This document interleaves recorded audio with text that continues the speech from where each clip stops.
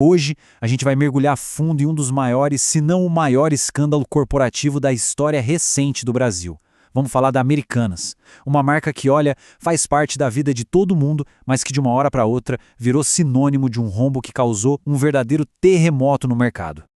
E tudo começou com esse número aqui: 20 bilhões de reais. Imagina só, no dia 11 de janeiro de 2023, essa quantia absurda, gigantesca, simplesmente apareceu nos livros da Americanas. Assim, do nada. Um rombo que ninguém, supostamente, fazia ideia que existia. E o mais inacreditável, sabe como eles descreveram esse buraco de 20 bilhões de reais? Com essa frase: inconsistências contáveis. Parece até piada, não é? Uma frase tão branda, tão técnica, para esconder uma crise de proporções épicas. Mas é claro que o mercado não engoliu essa. A reação foi imediata e foi dura. Credores como o banco BTG Pactual, por exemplo, não usaram meias palavras. Foram direto ao ponto, acusando abertamente de fraude. Ali, a gente viu que a briga ia ser feia. E para colocar ainda mais lenha na fogueira, o CEO que tinha acabado de chegar, o Sérgio Rial, que foi quem revelou o problema, pediu para sair depois de só 10 dias no cargo. 10 dias.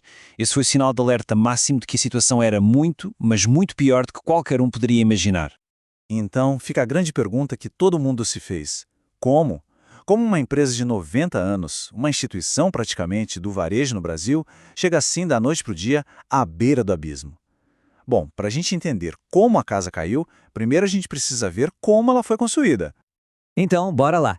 Vamos voltar um pouquinho no tempo e entender a trajetória dessa empresa que virou parte da identidade do Brasil. Olha, a Americanas não era só uma loja, fazia parte da vida de gerações. Começou lá em 1929, uma ideia inovadora na época. Depois cresceu, foi para a Bolsa de Valores e em 82, aí ela foi comprada pelos fundadores da 3G e virou um império de verdade. Veio o site e a expansão para mais de 1.700 lojas. A marca parecia simplesmente inabalável, um ícone. E a história dela está gravada na memória do país, sabe? Com momentos de glória, mas também com momentos trágicos, como esse incêndio que marcou a época em 73. Isso só mostra o quanto a empresa estava presente no dia-a-dia. Era mais que uma loja, era um ponto de referência. Ok, agora vamos para o olho do furacão. Vamos entender a engrenagem financeira, a mágica que permitiu que bilhões de reais em dívidas ficassem ali escondidos de todo mundo, bem debaixo do nariz do mercado. Certo, mas qual era o truque? Como é que se esconde uma dívida desse tamanho? A resposta está em duas palavrinhas: risco sacado. Deixa eu explicar de um jeito simples. O risco sacado funciona mais ou menos assim. A Americanas comprava um produto do fornecedor, mas em vez de pagar esse fornecedor, ela pedia para um banco pagar na frente. A partir daí, a Americanas não devia mais para o fornecedor, ela devia para o banco. Vamos detalhar passo a passo para não ter erro. Primeiro, a Americanas fazia a compra. Segundo, um banco ia lá e adiantava o dinheiro para o fornecedor. E terceiro, que é o pulo do gato, a Americanas passava a ter uma dívida com o banco. E não era uma dívida qualquer, era uma dívida com juros. Um empréstimo na prática. E é aqui que a mágica contábil acontece. Olha só, do lado esquerdo é como a dívida aparecia nos balanços, como uma simples dívida com fornecedores. Algo normal, operacional.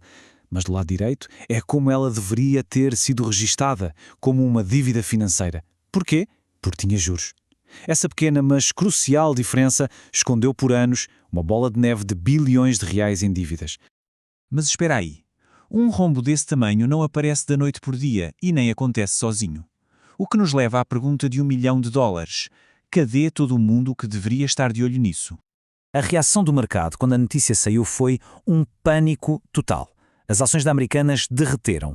Em um único dia, o valor despencou mais de 77%. Toda aquela confiança construída em décadas evaporou. Sumiu. Em questão de horas. E aqui, a gente começa a ver que o buraco é bem mais embaixo. Foi uma falha geral. A PwC, uma das maiores empresas de auditoria do mundo, paga para garantir que os números estão certos. Não viu nada. Os bancos que estavam ganhando dinheiro com a operação de risco sacado também não falaram nada. Os controles da própria empresa, pelo visto, não funcionavam. E para fechar com chave de ouro, a notícia de que diretores venderam milhões em ações um pouco antes da bomba estourar. Uma coincidência bem suspeita, né? Bom, depois que a bomba explodiu, o que se seguiu foi o caos. A Americanas entrou em modo de sobrevivência, numa luta desesperada para não desaparecer do mapa. E lembra daqueles 20 bilhões do começo? Pois é, aquilo era só a ponta do iceberg.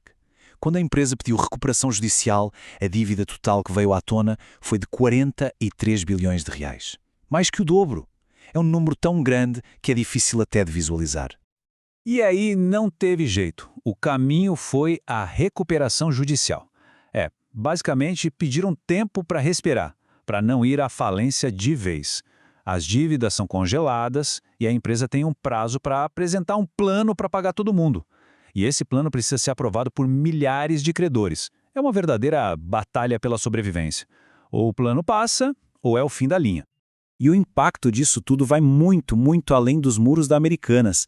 A gente está falando de 40 mil empregos em risco, 40 mil famílias, mais de 16 mil credores, muitos deles empresas pequenas, que podem quebrar junto, milhões de pessoas que investiram e perderam dinheiro. E, claro, a reputação do mercado brasileiro que fica bem arranhada. No fim das contas, o caso da Americanas é muito mais do que só um rombo bilionário. Ele mexe com uma coisa muito mais profunda, que é a confiança. A confiança que a gente deposita nas grandes empresas, nos auditores, no sistema como um todo. E quando uma marca que fez parte da nossa vida por tanto tempo desmorona desse jeito, a gente se pergunta em quem afinal a gente pode confiar.